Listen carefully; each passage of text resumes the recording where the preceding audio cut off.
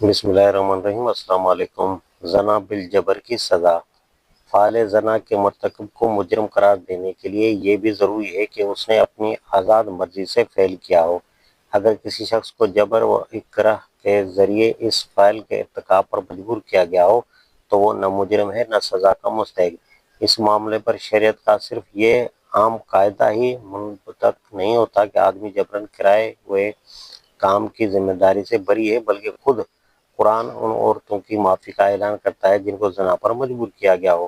نیز متعدد احادیث میں صریح ہے کہ زنا بالجبر کی صورت میں صرف زانی جابر کو سزا دی گئی اور جس پر جبر کیا گیا تھا اسے چھوڑ دیا گیا۔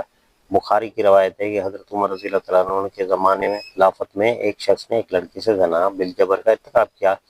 آپ رضی اللہ تعالیٰ عنہ نے اسے کوڑے لگوائے اور لڑکی کو چھوڑ دیا۔ ان دلائل کی بنا پر عورت کے معاملے میں تو قانون متفق علیہ ہے، لیکن اختلاف اس امر پر ہوا ہے کہ آیا مرد کے معاملے میں بھی جبر و اکراہ معتبر ہے یا نہیں۔ امام ابو یوسف، امام محمد، امام شافعی اور امام حسن بن صالح کہتے ہیں کہ مرد بھی اگر زنا کرنے پر مجبور کیا گیا ہو تو اس کو معاف کیا جائے گا۔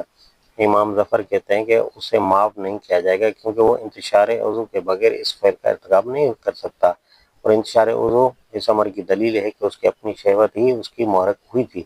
امام ابو حنیفہ کہتے ہیں اگر حکومت یا اس کے کسی حاکم نے آدمی کو زنا پر مجبور کیا ہو تو سزا نہیں دی جائے گی، کیونکہ جب حکومت ہی جرم پر مجبور کرنے والی ہو تو سزا دینے کا حق نہیں رہتا، لیکن اگر حکومت کے سوا کسی اور نے مجبور کیا ہو تو زانی کو سزا دی جائے گی، کیونکہ ارتکاب زنا بہرحال وہ اپنی شہوت کے بغیر نہیں کر سکتا تھا اور شہوت جبراً پیدا نہیں کی جا سکتی۔ ان تینوں اقوال میں سے پہلا قول ہی زیادہ صحیح ہے، اور اس کی دلیل یہ ہے کہ انتشار عضو چاہے شہوت کی دلیل ہو مگر رضا و رغبت کی لازمی دلیل نہیں ہے۔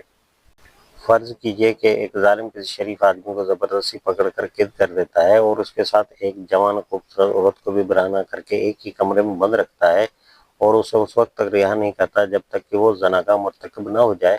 اس حالت میں اگر یہ دونوں زنا کے مرتکب ہو جائیں اور وہ ظالم اس کے 4 گواہ بنا کر انہیں عدالت میں پیش کر دے تو کیا یہ انصاف ہوگا کہ ان کے حالات کو نظر انداز کر کے انہیں سنسار کر دیا جائے یا ان پر کوڑے برسائے جائیں؟ ایسے حالات عقلاً یا عادتاً ممکن نہیں جن میں شہوت لاحق ہو سکتی ہے، بغیر اس کے کہ اس آدمی کی اپنی رضا و رغبت کا دخل ہو۔ اگر کسی شخص کو قید کر کے شراب کے سوا پینے کو کچھ نہ دیا جائے اور اس حالت میں وہ شراب پی لے تو کیا محض اس دلیل سے اس کو سزا دی جا سکتی ہے کہ حالات تو واقع اس کے لیے مجبوری کے تھے مگر حلق سے شراب کا گھونٹ وہ اپنے ارادے کے بغیر نہ اتار سکتا؟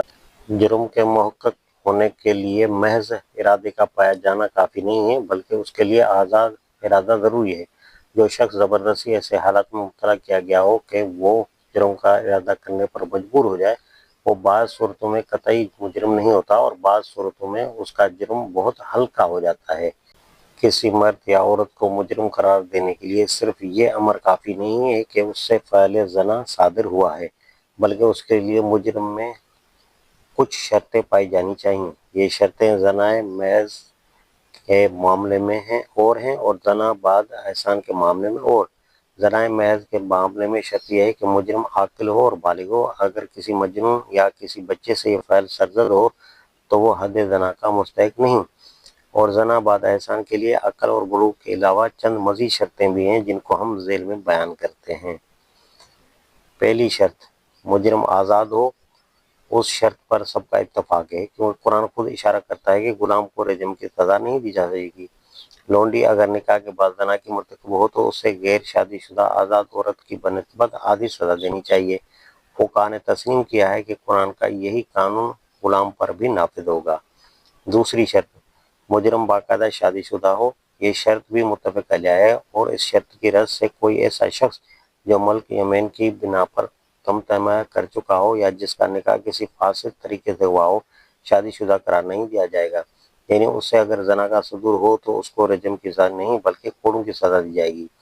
تیسری شرط، اس کا محض نکاح ہی نہیں ہوا بلکہ خلوت سیاح بھی ہو چکی ہو۔ صرف عقد نکاح کسی مرد کو محسن یا عورت کو محسنہ نہیں بنا دیتا کہ زنا کے ارتکاب کی صورت میں اس کو رجم کر دیا جائے۔ اس شرط پر اکثر فقہا متفق ہیں، مگر امام ابو حنیفہ اور امام محمد اس بات میں اتنا اضافہ اور کرتے ہیں کہ ایک مرد یا ایک عورت کو محسن صرف اس صورت میں قرار دیا جائے گا جبکہ نکاح اور قرۃ صحیحہ کے وقت زوجین آزاد، بالغ اور عاقل ہوں۔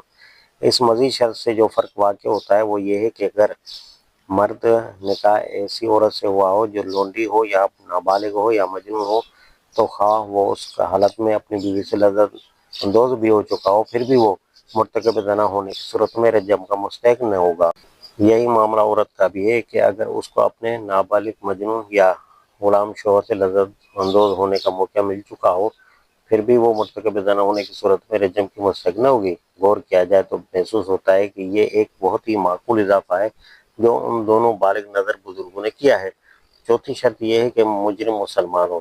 اس میں فقہا کے درمیان اختلاف پایا جاتا ہے۔ امام شافعی، امام محمد یوسف اور امام احمد اس کو نہیں مانتے۔ ان کے نزدیک ذمی بھی اگر زنا بعد احسان کا مرتکب ہوگا تو رجم کیا جائے گا، لیکن امام ابو حنیفہ اور امام مالک اس امر پر بھی متفق ہیں کہ زنا بعد احسان کی سزا رجم صرف مسلمان کے لیے ہے۔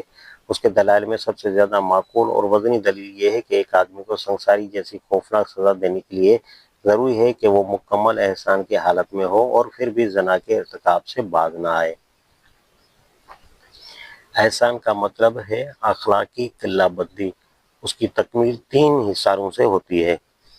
نمبر 1، اولین حصار یہ ہے کہ آدمی خدا پر ایمان رکھتا ہو، آخرت کی جواب دہی کا قائل ہو اور شریعت خداوندی کو تسلیم کرتا ہو۔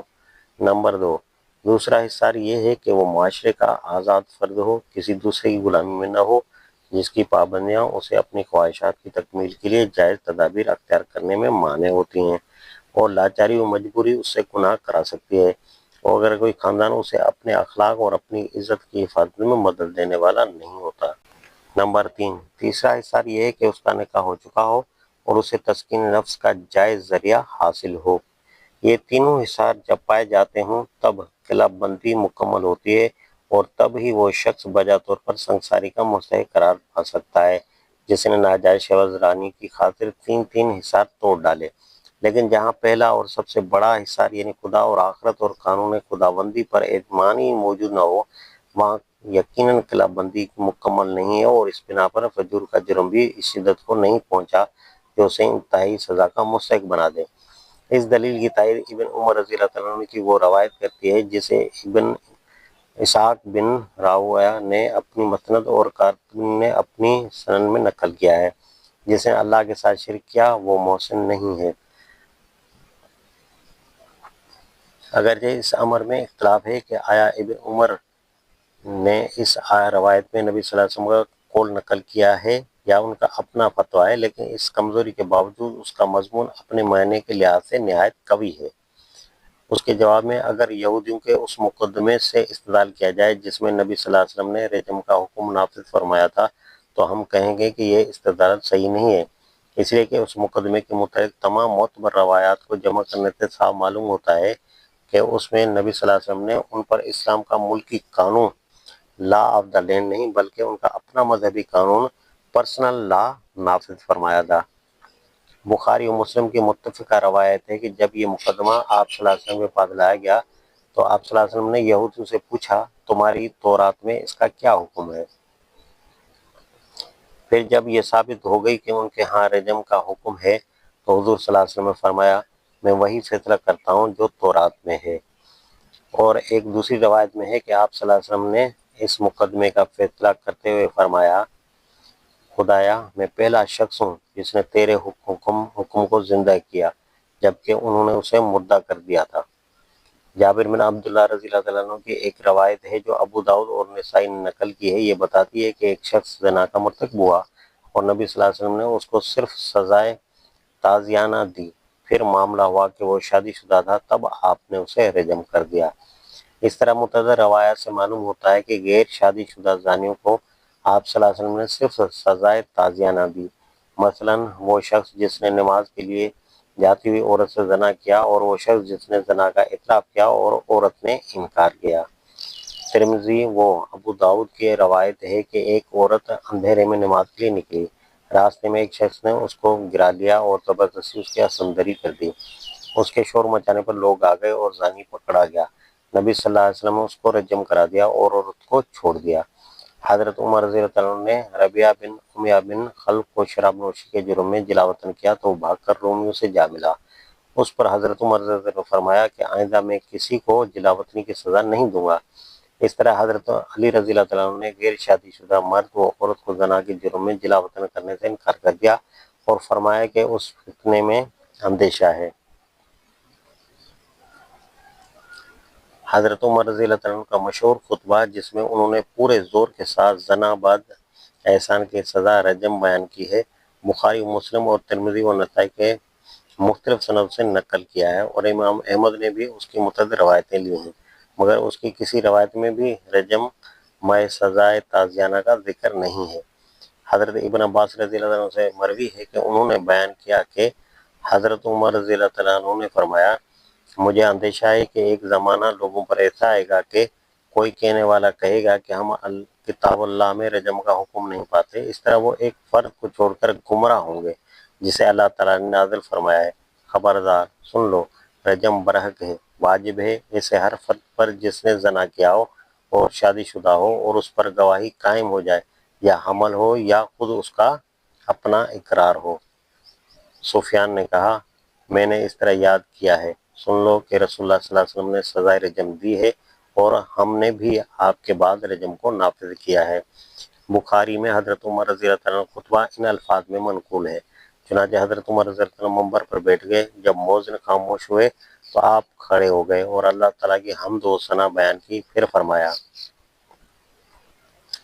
میں آج تم سے ایسی بات کہنے والا ہوں جسے کہنا میرے مقدر میں تھا، مجھے علم نہیں، شاید یہ میری موت سے پہلے ہو، جو اسے سمجھے اور یاد رکھے وہ جہاں تک پہنچ سکے اسے بیان کرے، اور جو نہ سمجھے وہ میرے متعلق جھوٹ نہ بولے۔ بے شک اللہ تعالیٰ نے محمد صلی اللہ علیہ وسلم کو حق کے ساتھ مبعوث فرمایا اور ان پر اپنی کتاب نازل فرمائی۔ اللہ نے جو کچھ نازل فرمایا اس میں آیت رجم بھی تھی، ہم نے اسے پڑھا، سمجھا، یاد رکھا۔ رسول اللہ صلی اللہ علیہ وسلم نے رجم کی سزا نافذ فرمائی اور ہم نے بھی آپ کے بعد اسے نافذ کیا۔ مجھے ڈر ہے کہ ایک دور ایسا آئے گا کہ جب لوگ کہیں گے کہ کتاب اللہ میں رجم کی آیت نہیں پاتے اور وہ ایک فریضے کا انکار کر کے گمراہ ہو جائیں گے۔ رجم کتاب اللہ کے حق میں ہے، اس پر جو مرد یا عورت شادی شدہ ہو اور زنا کرے جب گواہی قائم ہو جائے یا حمل پایا جائے یا خود اقرار کرے۔